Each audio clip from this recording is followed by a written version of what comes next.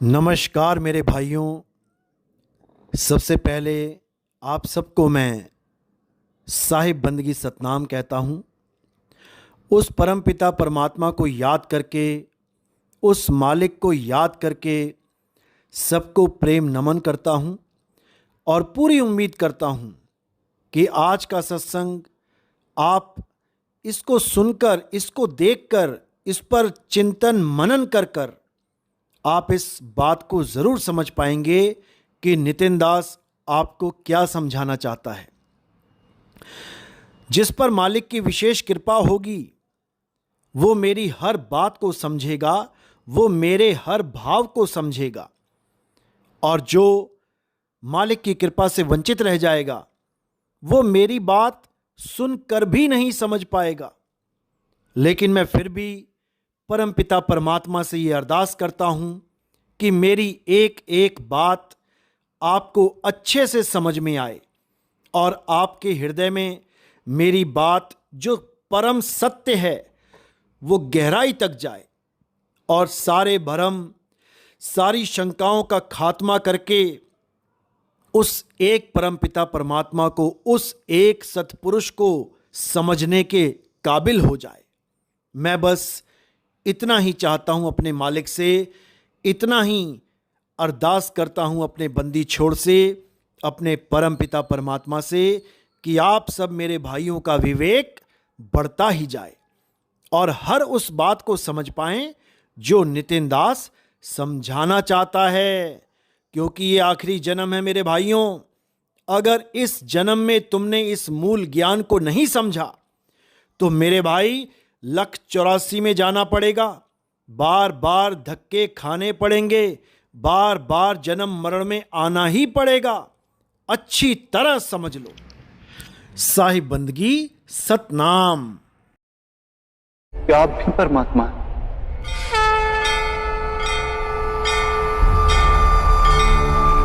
हाँ पार्थ, मैं परमात्मा हूं। यदा यदा हि जैसे तुम भी परमात्मा हो, केवल तुम अभी जागृत नहीं हुए हो और मैंने ये जान लिया है।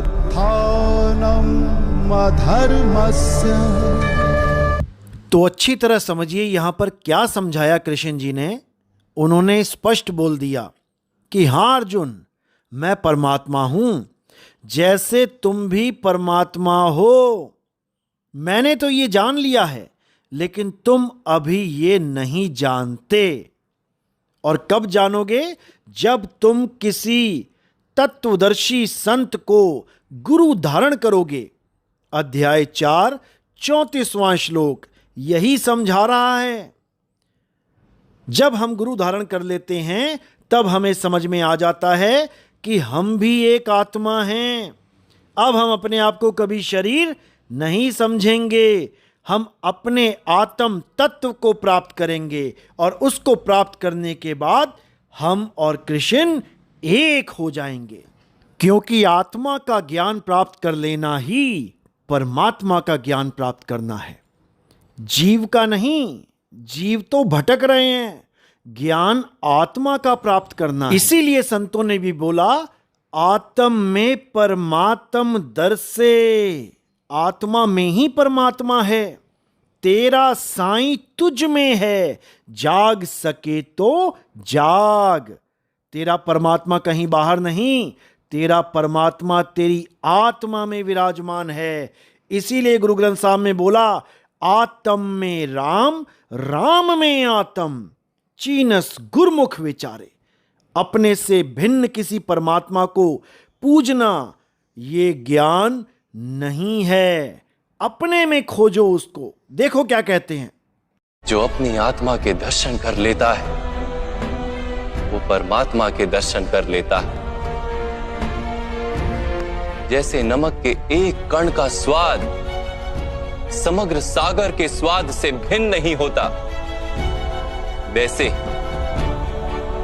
अपनी आत्मा के दर्शन परमात्मा के दर्शन से भिन्न नहीं होते।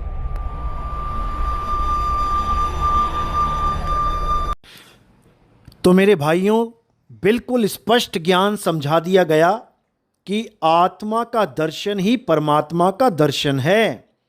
आत्म ज्ञान को प्राप्त करना ही परमात्मा को प्राप्त करना है। अब इसी को अच्छे से समझना है। एक जगह भी ये नहीं बोला कि किसी मंदिर में जाके पूजा करना, किसी पत्थर को भगवान मानना, किसी पूजा पाठ हवन यज्ञ में शामिल होना, बिल्कुल नहीं बोला गया। केवल एक ही ज्ञान समझाया गया कि अपनी आत्मा को जान अर्जुन, वही परमात्मा है। लेकिन जब तक हम अपनी आत्मा को नहीं जान पाते या हमें ऐसा कोई गुरु नहीं मिल पाता जो हमें हमारी आत्मा के बारे में बता दे, तब तक हमें वो सब कार्य करने चाहिए जो हमारे संस्कारों के साथ जुड़े होते हैं, जैसे मंदिर जाना, हवन यज्ञ करना, पूजा पाठ करना, तीर्थ स्थान जाना, और भी जैसा भी संस्कार जिसके भी घर में जो मिल रहा है उसको करना चाहिए, ताकि हमारे बच्चे या हम गलत रास्ते पे ना चल पड़ें।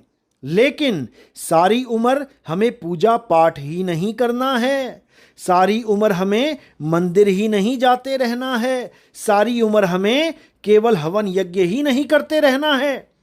हमारे जीवन का जो परम लक्ष्य है वो आत्मा को जानना है, क्योंकि जब तक हम आत्मा को नहीं जाने तब तक हम खुद को पहचान ही नहीं सकते कि हम हैं कौन। हम हमेशा अपने आप को आदमी, औरत, बच्चा, बूढ़ा, जवान मान के ये जीवन जी के चले जाते हैं, मर जाते हैं, खप जाते हैं, लेकिन हम कभी नहीं जान पाते कि हम ही आत्मा हैं।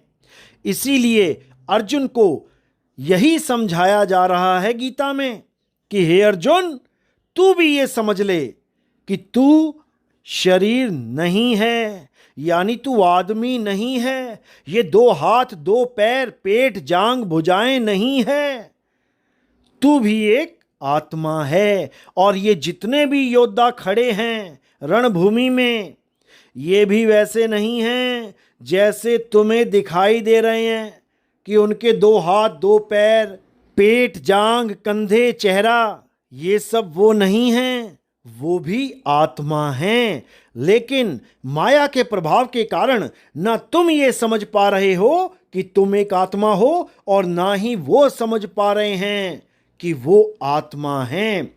ये ज्ञान तुम्हें तभी हो पाएगा जब तुम आत्म ज्ञानी गुरु को धारण करोगे, उनसे ज्ञान प्राप्त करोगे, आत्मा का ज्ञान प्राप्त करोगे, जिसके लिए कबीर साहब ने बोला, जल में मीन प्यासी, मोहे देखत आवे हांसी, अरे आत्म ज्ञान बिना नर भटके, कभी काबा कभी काशी। बिना आत्म ज्ञान के हर जीव भटकता ही रहता है, कभी मंदिर में, कभी मस्जिद में, कभी गुरुद्वारे में, कभी चर्च में, लेकिन वो कभी भी अपने आत्म ज्ञान को प्राप्त नहीं कर पाता। उसी आत्म ज्ञान को प्राप्त करना इंसान जन्म का लक्ष्य है, लेकिन अपने लक्ष्य को भूलकर ये माया के पीछे दौड़ता ही जा रहा है। ये पैसा कमाने में ऐसा लग गया है कि पैसा ही पैसा कमाता जा रहा है और इसे कुछ ही याद नहीं। ये परिवार के मोह में ऐसा फंस गया है कि इसको परिवार के अलावा कुछ और याद नहीं, घर बार के अलावा कुछ और याद नहीं। ये सब भूल चुका है, सब भूल चुका है। अब गुरु इसके जीवन में आएगा और इससे दोबारा याद कराएगा कि तुम शरीर नहीं आत्मा हो। देखो कृष्ण जी क्या समझा रहे हैं। तुम भी ये जान लो पार्थ कि तुम शरीर नहीं, केवल एक आत्मा हो। इस रणभूमि में दिखाई देने वाला प्रत्येक योद्धा वो नहीं जो तुम उन्हें मानते हो।